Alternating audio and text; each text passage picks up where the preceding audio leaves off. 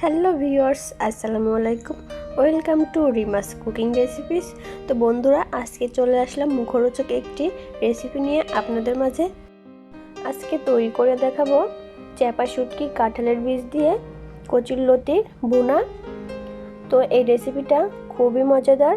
যাদের মুখের রুচি একদমই নেই তাদের মুখের রুচি ফেরাতে কিন্তু এই রেসিপিটা খুবই উপকারী হবে, আর খেতে হয়েছিল অসাধারণ।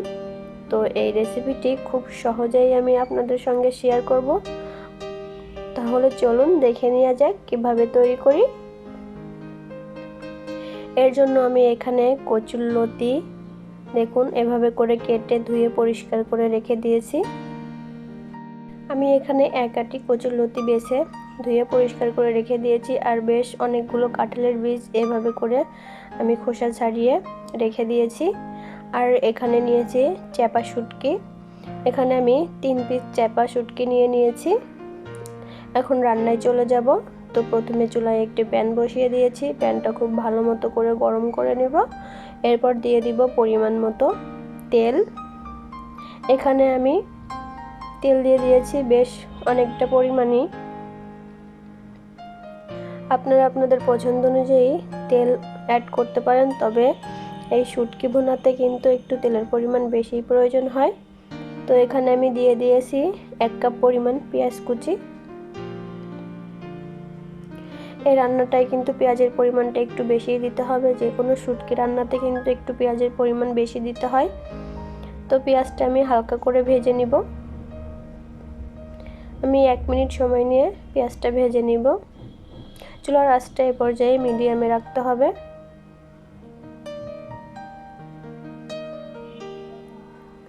তো দেখুন পেঁয়াজটা আমি 1 মিনিট ভেজে নেওয়ার পরে চ্যাপা শুটকিগুলো এই পেঁয়াজের ভেতরে দিয়ে দিব। দিয়ে পেঁয়াজের সঙ্গে এই শুটকিগুলো কিন্তু খুব ভালো করে ভেজে নিব।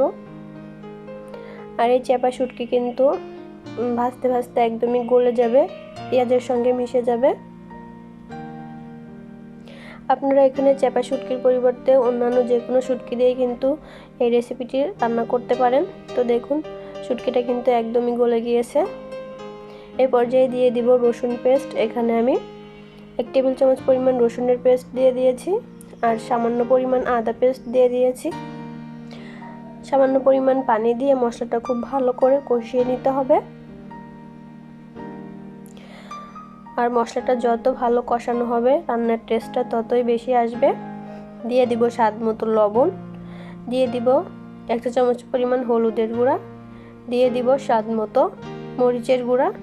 আর ঝালের পরিমাণটা আপনারা আপনাদের পছন্দ অনুযায়ী দিয়ে নেবেন। আমি এখানে 2 টেবিল চামচ পরিমাণ শুকনো মরিচের গুঁড়া দিয়ে দিয়েছি। দিয়ে খুব ভালো মতো করে কষিয়ে নিতে হবে।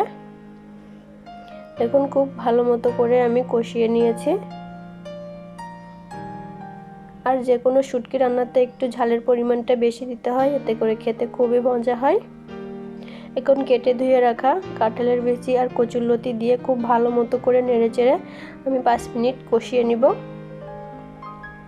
চুলার আঁচটা মিডিয়ামে রেখে কিন্তু এই কাজটা করতে হবে, তা না হলে কিন্তু নিচ থেকে পোড়া লেগে যাবে, খুব ভালো মতো করে কষানো যাবে না। তাই অল্প আঁচে আমি বেশ অনেকক্ষণ ধরে কষিয়ে নিয়েছি। আর এখন আমি বেশ কয়েকটা কাঁচামরিচ ফালি করে দিয়েছি। দিয়ে খুব ভালো মতো করে নেড়েচেড়ে নিব। যারা ঝাল খেতে পছন্দ করেন না তারা কিন্তু ঝালের পরিমাণটা কমিয়ে দিবেন। এ পর্যায়ে দিয়ে দিব ফুটান্ত গরম পানি। আমি এখানে 1 কাপ পরিমাণ ফুটান্ত গরম পানি দিয়ে দিব। যে কোনো কচু জাতীয় যে কোনো রান্নায় কিন্তু রান্নাতে গরম পানি অ্যাড করতে হয়, সেক্ষেত্রে গলা ধরার কোনো সম্ভাবনাই থাকে না। তো এখন একটি ঢাকনা দিয়ে ঢেকে আমি এটা রান্না করে নিব যতক্ষণ না পর্যন্ত পানিটা শুকিয়ে আসে। তো দেখুন পানিটা শুকিয়ে গিয়েছে, আর কচুরলতিগুলো কিন্তু খুব সুন্দর মতো সেদ্ধ হয়ে গিয়েছে, আপনারা দেখেই বুঝতে পারছেন। আর কচুরলতি কিন্তু একদমই গলে যায়নি, একদমই আস্তে আস্তেই আছে। তো এভাবে আলতো করে নেড়েচেড়ে এটা রান্না করতে হবে। তো এটা আমার একদমই কমপ্লিট হয়ে গিয়েছে। আর দেখতে দেখুন কতটা লোভনীয় হয়েছে, খেতে তো অসম্ভব মজার হয়েছিল। গরম গরম ভাতের সঙ্গে এরকম একটি রেসিপি থাকলে কিন্তু আর কোনো কিছুই লাগবে না। যাদের মুখে রুচি নেই তারাও কিন্তু এক প্লেট ভাত নিমিশে খেয়ে ফেলবে। যারা এই শুটকিটা পছন্দ করেন তাদের জন্য তো খুবই মজার হবে। তো আমার এই রেসিপিটি অবশ্যই ফলো করে একবার হলেও ট্রাই করবেন আর কমেন্টসে জানিয়ে দেবেন কেমন লেগেছে আপনাদের কাছে। আর হ্যাঁ বন্ধুরা, একটা লাইক দিতে কিন্তু ভুলবেন না, কারণ আপনাদের একটা লাইক আর কমেন্টস আমাকে অনেক বেশি উৎসাহিত করে। আমার ভিডিওটি দেখার জন্য সবাইকে অসংখ্য ধন্যবাদ। আল্লাহ হাফেজ।